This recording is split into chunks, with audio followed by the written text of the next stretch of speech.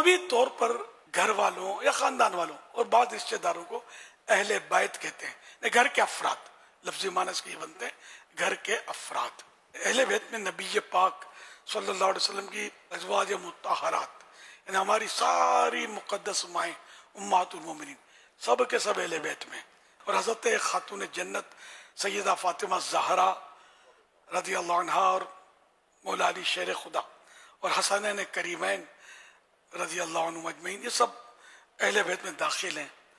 آیات و احادیث کو جمع کرنے سے یہی نتیجہ نکلتا ہے، اور یہی حضرت امام ابو منصور ماتوریدی رحمۃ اللہ علیہ سے منقول ہے۔ درود ابراہیم میں جو آل محمد، اس سے کیا مراد ہے؟ حضرت مفتی احمد یار خان رحمۃ اللہ علیہ اس طرح فرماتے ہیں، صحیح یہ ہے کہ درود ابراہیم میں آل محمد سے مراد حضور صلی اللہ علیہ وسلم کی ساری ازواج اور اولاد ہے۔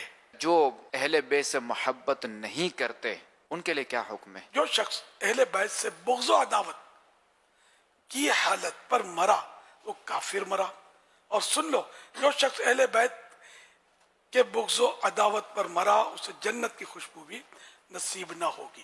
خاتم النبیین صلی اللہ علیہ وآلہ وسلم نے اہل بیت کے بارے میں کیا فرمایا؟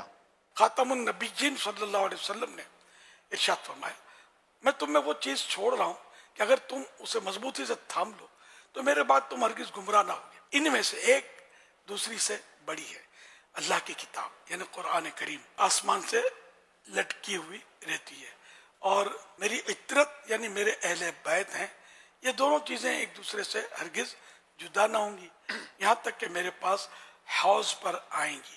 اب تم غور کر لو کہ میرے بعد ان سے کیا سلوک کرتے ہو، یعنی قرآن کریم سے اور اہل بیت سے میرے تم کیا سلوک کرتے ہو، یہ غور کر لو۔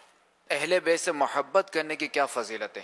صحابی ابن صحابی حضرت عبداللہ ابن عباس رضی اللہ عنہما سے روایت ہے کہ نبی کریم صلی اللہ علیہ وسلم نے ارشاد فرمایا، اللہ پاک سے محبت کرو کیونکہ وہ تمہیں اپنی نعمتوں سے غذا عنایت فرماتا ہے، اور مجھ سے اللہ پاک کی محبت کی خاطر محبت کرو، اور میرے اہل بیت سے میری محبت کی وجہ سے محبت کرو۔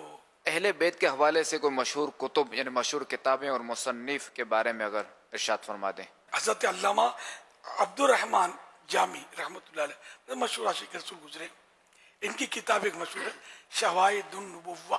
مولانا سنزا خان رحمۃ اللہ علیہ کی کتاب یہ بڑی پیاری ہے، آئینہ قیامت۔ مفتی سید نعیم الدین مراد آبادی رحمۃ اللہ علیہ ان کی کتاب مشہور ہے سوانح کربلا۔ یہ مکتبۃ المدینہ نے دونوں کتابیں آئینہ قیامت اور سوانح کربلا شائع کی، برسوں سے شائع ہوتی ہے۔